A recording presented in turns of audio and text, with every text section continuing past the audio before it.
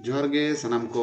इन देवदास सोरेन और Facebook page पे nail ᱧᱟᱢᱮᱫ ᱛᱟᱵᱚᱱᱟ हेड़ेम आड़ांग फेसबुक पेज निये माड़ांग रे ओका कोरे संताल हुल हुई कना ओका कोरे खंद्रन चालू कना निये को बखराते फेसबुक पेज रे अपलोड हुई कना तीन दो मिनाया मानतान महेंद्र बेसरा गोंके नुई संगते गापालमाराव हुआ तोड़ाई हुल रे से तोड़ाई जहाँ लड़ाई हुई लेन निये बखराते गोंके ओना खाटो माछाते जुदिम लैया तले खान आडी नापायोआ। नमस्कार संताल हुल रे नोंकान मिटेन हो जगह मेना ओका दो तोड़ाई को मेतावा नोआ दो पाकुड़ जिला रिया मिटे जगह कना और नोआ तोड़ाई दो मिटे गडा कना और तोड़ाई दो पाकुड़ खन मोटामोटी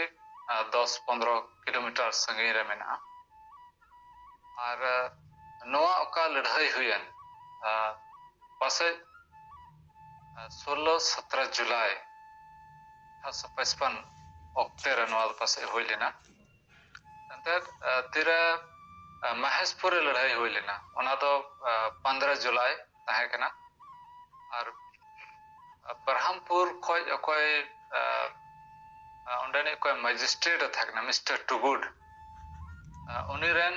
कोई फद को था से पाल्टन को था कोई सिपाही को था उनको सागे उन्हीं महेशपुर अगुले को और उन्हें फद साव तगी संताल को लड़ाई लेना महेशपुर अदो तीरे संताल को महेशपुर लड़ाई खन को भगावेना से ओंडे खoj को ओचोएना फद को दो लहा से को चला कान था मतलब नितो दो बय बयते ओका दो चितान नखा टोठा रे ओका लड़ाई हुई कान असकते नोआ राजमहल टोठा रे से महाराजपुर टोठा रे और बरहेट ओका दो उनके दो संताल पगाना रे हेडक्वार्टर को मेतावा कान ओना टोठा रे ओका उन समय लड़ाई हुई कान था ओंडे गोड़ाव को लगिते मिस्टर टुगुड तो आयरन फद को साथे आयरन पाल्टन को साथे उन्हें दे रुड़ कान था कना तबे तेरे संताल हुलगरिया को नवा कथा को बुझ केदा जे फद को हिजु कना तबे तोड़ाई गडा तोड़ाई सुर मिटे का गडा में नो तो तोड़ाई गडा की को मेतावा कना ओंडे की संताल और अंग्रेज फद को तलारे लड़ाई हुई और नवा ओका लड़ाई था का नवा तो 7th रेजिमेंट नेटिव इन्फेंट्री नवा तो टुगुडा अयुरे को ताहे कना और नवा साथ कैप्टन बर्न को ताहे कना ओंडे मोटामोटी 5000 गन संताल ओंडे को ताहे कना और नुको कोई अंग्रेज फद को ताहे कना नुको तो 200 गन को ताहे कना मेनखाय हर हपन को ओना तोड़ाए गडा आड़े रे का लड़ाई हुई नोंडे हा बाको दाड़े लड़ाई लेना को अड़ी झुक कते गे मेनखाय बड़ा जे हर हपना ओका लड़ाई सपाप का नोआ देकेन आसर कपी तरवाड़ गे ताहे कना और अंग्रेज कोठे दो बंदूक ताहे कना गोली ताहे कना ओना लगते और मिट दो ओका हर हपना पॉलिसी जे हुल समय ओका आकवा एदरे ताहे का ओका महाजन को परते ओका हकीम को परते और कोई में बार इंग्रेज को परते ओका एदरे ताहे कना नुको दो बेदिग्ध को लड़ाई लेना मतलब आमने सामने को लड़ाई लेना बाको उकु कान ताहे कना उनको दो आमने सामने गोली अंतक को अड़ा कान ताहे कना हर हपन को दो आसार नतो खaj को तुंजे कान ताहे नुना की इधरे ताहे कान तकवा जे उनको को उद्देश्य कान ताहे कना जे महाजना कोचलन से इंग्रेज का कोचलन से कोई उन जुके सरकारी कंपनी सरकार रन कोई आमला को ताहे कना उनकुआ का नाहाचार से कोचलन का संताव साहाव खोज बुगिया लड़ाई कते गुजु ओनाल कते हर हपन को दो अक्वा उसार कोड़ाम को उड़ाव लेदा ओना लड़ाई रे और ओना लड़ाई रे दो मिटे इंग्रेज सिपाही को हो बाको घर लेना से बाको गoj अचु लेना मेनखाय नोआ लड़ाई रे आयमा हर हपन को गoj अचुयना और आयमा को घल अचुयना और इतिहासकार नागामिक को ओलेट कना जे नोआ लड़ाई रे हर हपन को अडी को घलिना अडी को हनिना और को गoj अचुयते नोआ ओका लड़ाई ताहे का थोड़ा रे लड़ाई नोआ रे दो इंग्रेज को जितवेना और फिर हर हपन को नेल केदा जे आको को गoj अचु कना तबे नोआ लड़ाई खोय उनको को मिक्साय अच्छा नोय आयमा संतार को तहे कना अदो नुकु मुद्रे अबो बोन बड़ाया सिदु कानू चांद भैरो को तहे कना नुकु को नेतृत्व को एमे तहे अनो ओनवा तोराय ना लड़ाई रे दो अकोय को नेतृत्व को एमे तहे असोकते नोआ ओका तोराय लड़ाई ताहे नोआ रे दो ओकोय लीडरशिप रे ताहे कना नोआ दो बांग बुझु कान ताहे कना मेनखाय तिर भोगनाडी खोय नोआ महेशपुर हबी को हेयन ओना रे दो मिटे गोचो मंजी ताहे कना उनिया लीडरशिप रिगी नोडे हबी को सेटल लेना महेशपुर हबी को सेटल लेना मेनखाय नोआ क्लियरली बनुआ जे उनी कोई गोचो मंजी ताहे कान उनी तो नोआ पाकुड़ महेशपुर हबी है सेटल लेना नोआ जिनिस तो बांग बड़ाय कना एंते महेशपुर ओका लड़ाई कान ओना तो नुकु पुन बुया सिदो कनो चांद भैरो नुकु को लीडरशिप रिगी नोआ महेशपुर हो लड़ाई हो लेना लेका पाकुड़ रे लड़ाई हो लेना जे सिदो कनो चांद भैरो नुकु जतो हर अंडे प्रेजेंट को थाय कना हुई तड़े चलेका गोचो मंजी तो नते लिटी पड़ा से खोय 2000 उनका को लया जो उनको नियत से उनको साथ पाकुड़ हबे सेटल लेना और ओंडे को लड़ाई ना पाकुड़ को लड़ाई ना इनकते तो को महेशपुर को चला ओंडे तो उनिया नितुम तो मेंशन बनुआ ओंडे तो अकेन सिदो कनवा नितुम के मेंशन अदो तिरे सिदो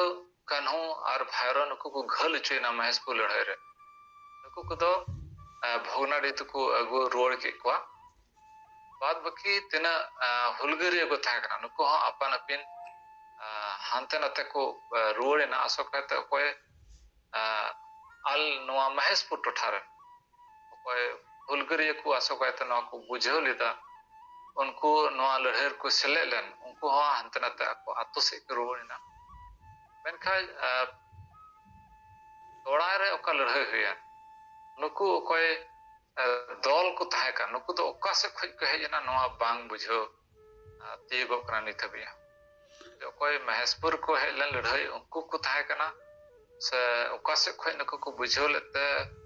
ओंडे अंग्रेज सा को लड़ाई ना नोआ दो अडी तो बांग बुझो से नोय रंगामा ताहे कान गे जोतदार जमीदार महाजन साथे साथे इंग्रेज को उनको को गड़ो को कान ताहेते इंग्रेज को साथे हो मेनखान नोआ रे आपे दोपे खंदरम दे ताबोना से पे नोआ को पे नो चर्चा ए ताबोना तो नोआ रे की पे पे उनका पे पढ़ाव न्याम कदा से पे खंदरन कते पे न्याम कदा जे संताल को लड़ाई तो आबेग रेना मिटन लड़ाई ताहे कना अस्तित्व बचाव रेना लड़ाई ताहे कना मेनखान प्लानिंग ठीक ओको बांग ताहे कना प्री प्लानिंग बांग ताहे कना निये होते तिके पाले नुन हर कम हर ठेन कम इंग्रेज सैन्य ठेन उन सांगे हर को गoj चो लेन ताबोना नोंकाना पे खंदरन कते पे न्यामिदा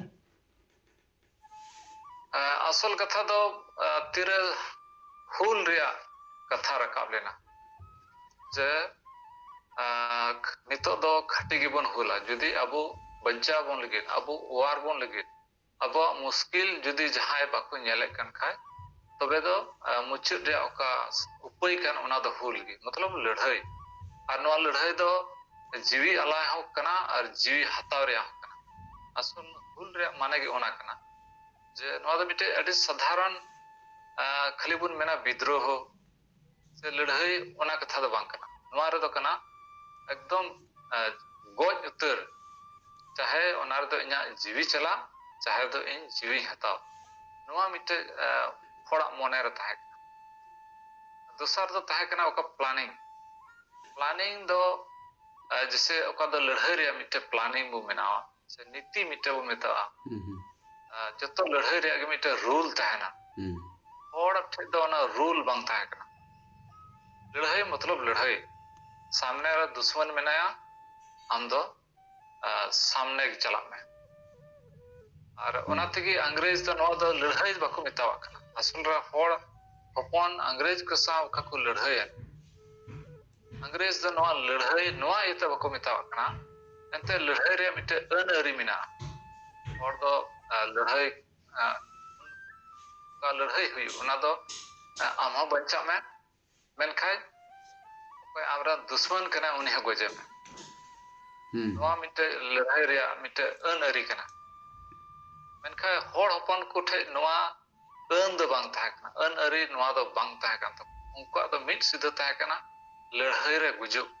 चाहे इनी गुजु चाहे दो उनी गुजे एंते होड़ ओना मने रे ओका एदरी थाहे कना ओका सेंगेल झलुक कान थाहे आर उनको दो नोंकाना लड़ाई रे नवा लहा बाको थाहे से नवा मिटे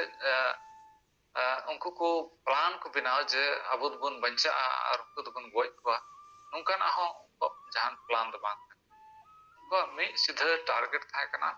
जे लड़ाई टंडी रे दोन खादली में और ओके आबरा दुश्मन कना उनी साव लड़ाई में चाहे ओनार दो आम जीवी बंचा चाहे दो आम उनी जीवी ओनवा खातिर ते हो होड़ हपन संताल हुल रे अडी जस्ती को गोय चुइना और आयमा जगह रे को हराव चु कना और तिसरा दबो मेना जे ओका अब लड़ाई सपाब अब लड़ाई सपाब दो ट्रेडिशनल अदो सिदाय खय हेजु कान हपराम बिदल खय आसार कपी तरवाड़ी बलम ठिंगा निये को गी ताहे कना और कोई अंग्रेज को ताहे कना उनको ठे दो मेना बुन बंदूक ताहे कना तो को ताहे कना बंदूक ताहे सेंगल टुटी को ताहे कना हां सेंगल टुटी अच्छा तोराई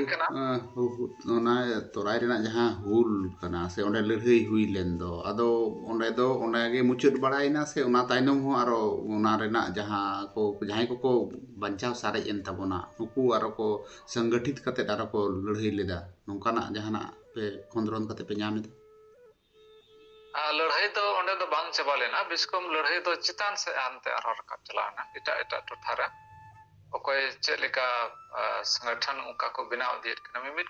टोठारन ओकोय अयुर को थाकना से परगाना को थाकना असल का दो उन जुके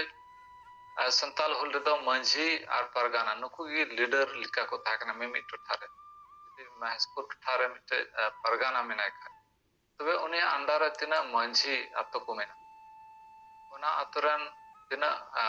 जुवन को मेना उनेगी उनको दे अयुरेट को कान था अद नोंकाना आयमा टोठारे ओकोय मंझी आ परगाना को था नुको विशेष जगह रे अकोरन कोय जुवन को था कोय